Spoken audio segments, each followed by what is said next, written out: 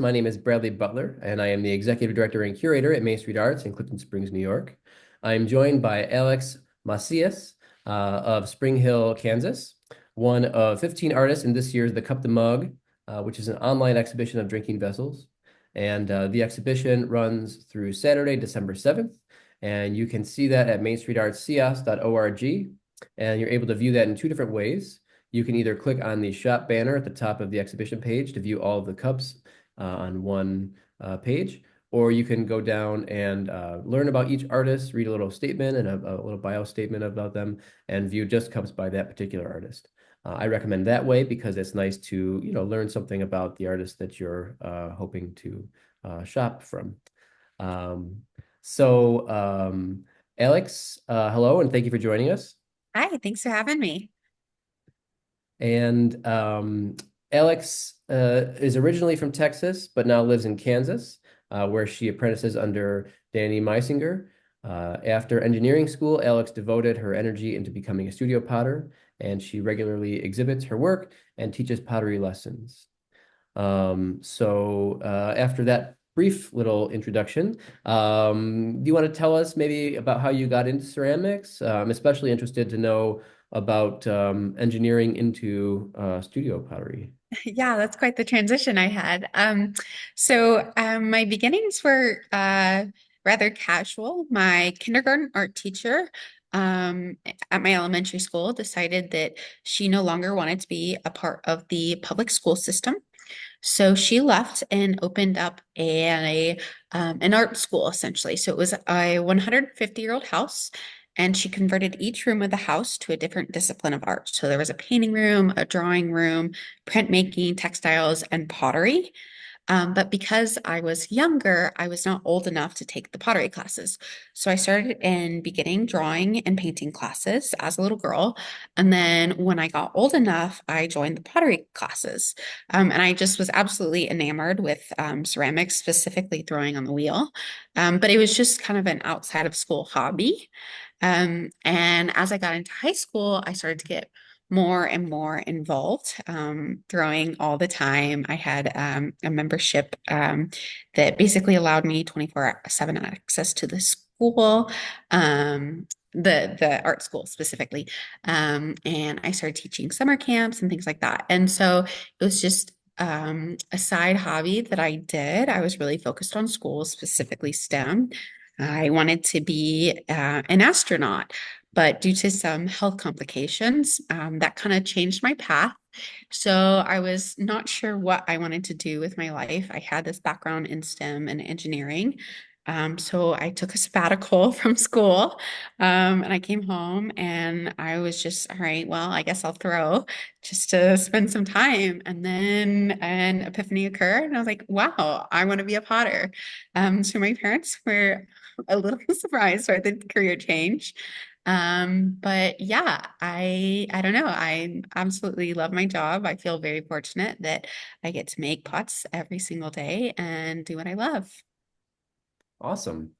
Well, I think a lot of the time, you hear about, the STEM classes. Sometimes people call it STEAM. They add art in there, but I Sure. think no matter what, the interplay between, the disciplines of, say, engineering and art, I mean, they're very intertwined, whether they're taught that way or not. So I'm Yes. sure that gave you a unique perspective going, from something like engineering into pottery. And since you already had the experience of being at the potter's wheel, back into it after even more, kind of a, different kind of thing.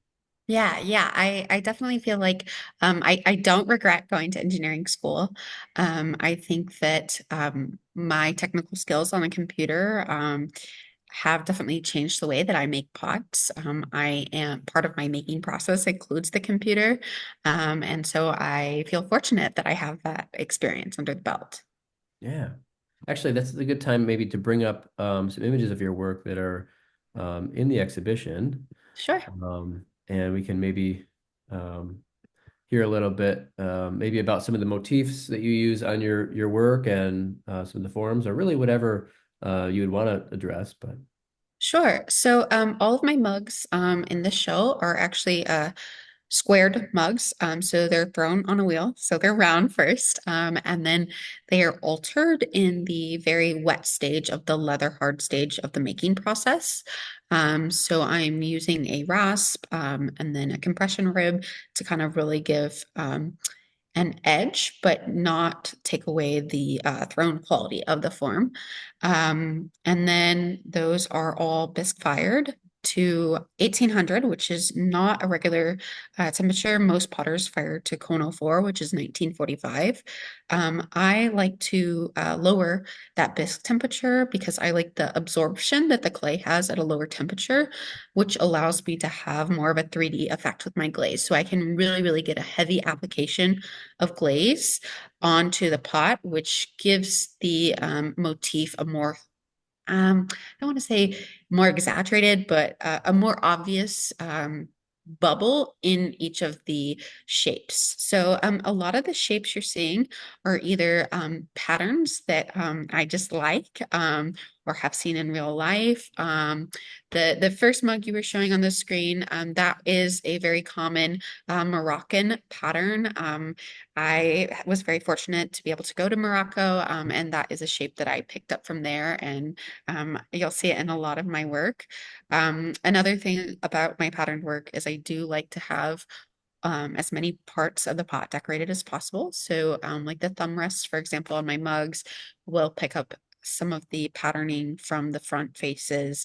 The bottoms of my mugs, I like to do a little peekaboo pattern on the bottom. So if someone's like sitting across from you, they get a nice shot of the bottom too. So yeah, I just really like to play in pattern. And I think with the color of my clay body being such that pretty rich brown, I really like showcasing that. So the black and the white against the contrast of the brown clay, I think is nice to have and still very contemporary or neutral. Yeah, and I mean, do you I guess going back to what you're talking about with the throwing and then shaping, Sure. um, what is it about throwing on the wheel and then shaping it into something that's not round versus maybe building with a slab? What is it Sure. for you that you like to do it the way you do it versus like a slab? So for me, throwing is very cathartic. It's just a process that I love, I enjoy. That's like everything I make is made on the wheel because I enjoy my time on the wheel. Um, and there's also the weight element. So something that my mentor talks about a lot is it's this phrase he's coined called functional weight. And it's this idea that there's an appropriate weight for different forms, right? So a teacup, you want it to be very dainty, very thin, very light and delicate. An everyday coffee cup, there's an appropriate form, weight, and balance for that. And so in my throwing, I have more control over that practice, I feel like. And I also just like that it is not a true square, it's a soft round form and is still very organic. Great. And then as far as getting to the point where you're at with these mugs, where the ones we've seen, we see kind of one panel, at least in the vision we're seeing here, and then the rest of Sure. it is kind of a solid. What got you to that point where you're decorating this in this style? Yeah, so I used to make round mugs prior to this, and the pattern was wrapped around the full mug, but there was not really a breadth, if you will, around the surface. It was all pattern, and so something this tight, like this pattern you're seeing here, which I actually, my hometown where I'm from in Texas, has a lot of antique homes. So this was a bathroom tile pattern that I was like, oh, I'm gonna put that on a mug. So, but anyway, something this tight doesn't read well wrapped around. Mhm. I think that form. Now, if I change the shape, I can get away with different things, but something with very sharp edges and little and big, it just doesn't read as well. So, I like that there is a very bold pattern and then side of just breath and then pattern, and then of course a little pickup of the pattern again on the thumb rest on the handle. Great. Thanks. Well, I think let's see, I'll end this share here. and and then, the other part of this little online event is taking a look at your studio. Sure. And so, if you wanted to kind of take us to Studio Land for you and show us what that's like. Yeah, let me just screen share. So the studio I work out of is actually Danny Meisinger's studio. It's called Spinning Earth Pottery. I am a full-time apprentice there. So it is we have a timeshare together. So I get hours for doing hours for him. So let's say I work 30 hours for myself in the studio. I then get 30 hours or work 30 hours for him. So we're always even. And he also covers most of my overhead. So clay, chemicals, dry stuff, things like that. So this first picture you're seeing here is one of the kilns on his property. He calls it Big Magic. It is an 18-foot Aragama. It's 6'6" on the tallest point in the interior, and it takes about 5 to 7 cords of wood to fire. It's a 7-day firing process. So we just wrapped up our last firing for this year, and I'm processing work from that past firing. This next photo you're seeing is one of his electric kilns, and then, of course, the furniture and shelving that goes with it. In the studio, he has 4 different types of kilns. He has more than 4 kilns, but I have the luxury of having access to all those types and sizes and styles of kilns, which is really nice as I'm kind of experimenting and figuring out my making and finishing process. This is just kiln furniture organization. I didn't know how in depth you wanted to see the studio and what was Oh, interesting and what was I not. think, for anyone who is into ceramics, they're very into ceramics, really. So they want to see everything. So this is good. Okay. Well, so here's this is how we load at least the petite electric kilns. It's all with stilts. And then taped on the side, you can see my little cheat sheet. Danny makes very large work, and so I really have to be mindful of his work if I'm programming the kiln to fire it, because I have to slow down a lot. So that's just like my cheat sheet that says, hey, if you're firing a big pot, slow down. Hmm. This is one of the sides of the chemical rooms. So you're just seeing some of the dry goods. All the glazes and underglazes and things like that are made in-house. He has a recipe book that he's had from, I think, like the 1990s. And it's like this fabric padded recipe book with like doodles and writing and potential glaze recipes and things like that. But all of it comes from that book, and new recipes go into that book as well. Um, he works large scale, like I said. And so actually all of our glazes are stored into these large trash bins that are on rolly carts. So those get rolled out, and then he has a mixing station where we're mixing the glazes, and then they get tucked away. And then the above area is actually storage for like in between phases of work. So like out of the bisque kiln, not ready to be waxed and glazed yet. This is our test kiln area. So the little teeny tiny Paragon on the left is mine. And then the larger test kiln on the right is his.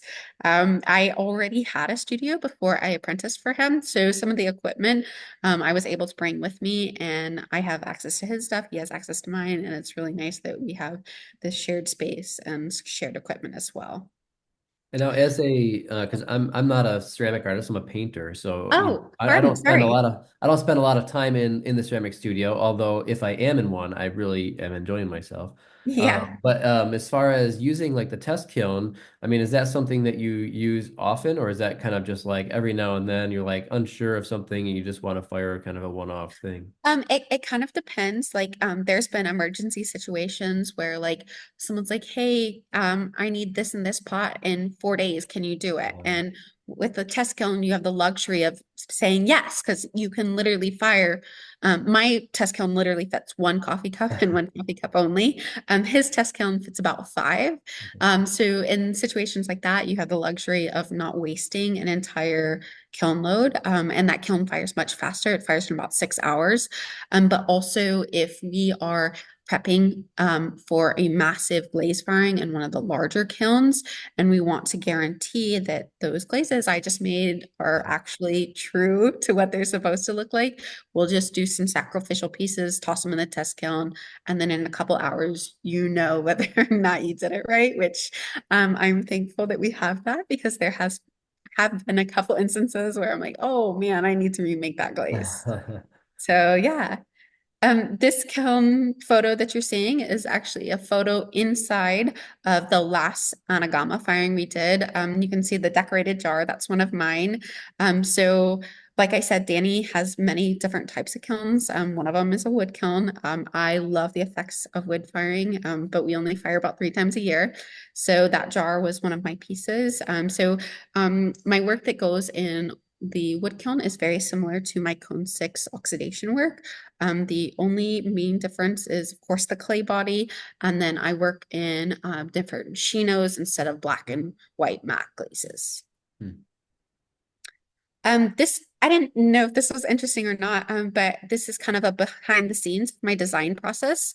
I am not a huge fan of drawing digitally, so all of my drawings are just on scratch paper with a Sharpie. This was on like a cocktail napkin or something, and a Sharpie that I just doodled really quickly, and then I'll go back in digitally and kind of clean up the drawing, recreate it, make sure it's perfectly bilaterally symmetrical, so that when it's going on a pot, it makes sense, especially when you're in the round, it's very obvious when something's not symmetrical. So I just kind of showed the behind the scenes design process of what that looks like for me.